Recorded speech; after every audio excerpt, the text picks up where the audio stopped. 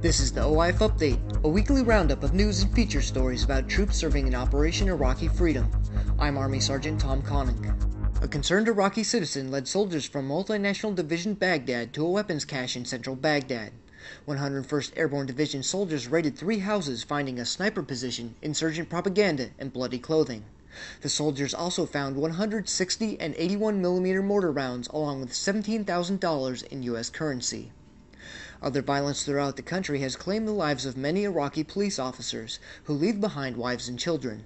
As Captain Jonathan Sharoma reports, Iraqi police officials recently did something special to help the families of these fallen or injured officers. The families of injured Iraqi police came from all over Baghdad. This as Iraqi police leaders presented them with some words of appreciation and some gifts, especially for the kids.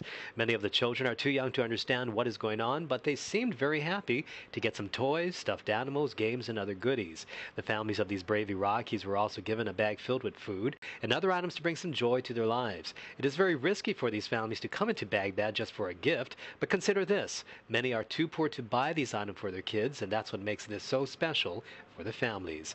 I'm Captain Jonathan Sharoma, Baghdad, Iraq.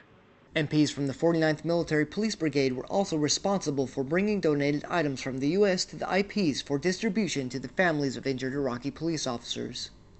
1st Battalion 36th Infantry Regiment's Troop Medical Center is an old train station in Hit, 100 miles northwest of Baghdad.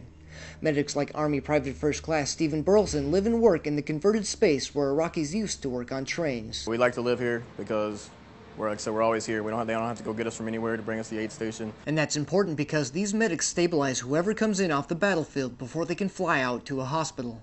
Living in the TMC also ensures someone is there for any other medical emergency. We normally listen to the radio. It kind of gives us a heads up and gives us more time to prepare, and we kind of get a better idea of what we're going to see. But the radio doesn't have anything to warn them about for now, so they continue to keep themselves occupied while waiting for the inevitable. Violence is part of everyday life in Baghdad. Specialist Jesse Belford has the story on the soldiers who patrol the Dora district and the grisly discoveries they find nearly every day. The markets are full as members of Bravo Company, 135 2nd Brigade, patrol the streets of Dora. People are shopping while kids swarm the soldiers as they pass out newspapers. Citizens go about their daily business. But a block over, a man lies murdered and dumped in the street.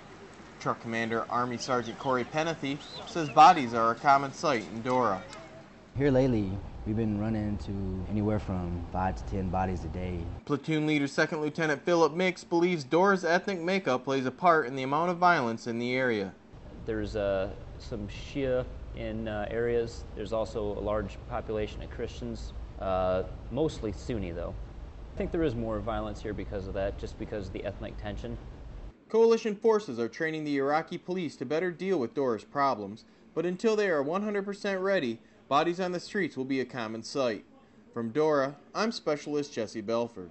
Soldiers from the 67th Armored Regiment, 4th Infantry Division, and the 8th Iraqi Army Division, along with Iraqi police officers, killed 33 insurgents during a day-long firefight in Musayyib, south of Baghdad. The combined forces responded to an Iraqi police station after the insurgents attacked the position.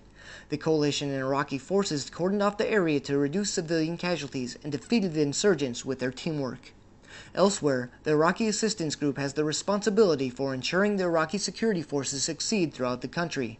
Army Staff Sergeant Jason Baker reports there's a new face associated with the IAG. Iraqi Assistance Group Commander Brigadier General John McLaren bid farewell to his troops during a recent change of command ceremony at Camp Victory. During his time as commander, he helped improve the effectiveness of Iraqi security forces. 65% of the battalions, 50% of the brigades, and 40% of the divisions able to sustain the fight. That's up from 0 divisions, 3 brigades, and 10 battalions from a year ago. This is due to the IAG and their use of police and military transition teams currently training ISF. The new IAG commander is Brigadier General Dana Petard. Army Staff Sergeant Jason Baker, Camp Victory, Iraq. Iraqi forces diverted their mission to take down a death squad member to rescue a local Iraqi in the Abu Ghraib area of Baghdad.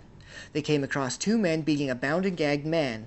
There was a brief gunfight and the hostage and one of the kidnappers sustained wounds. The second kidnapper escaped.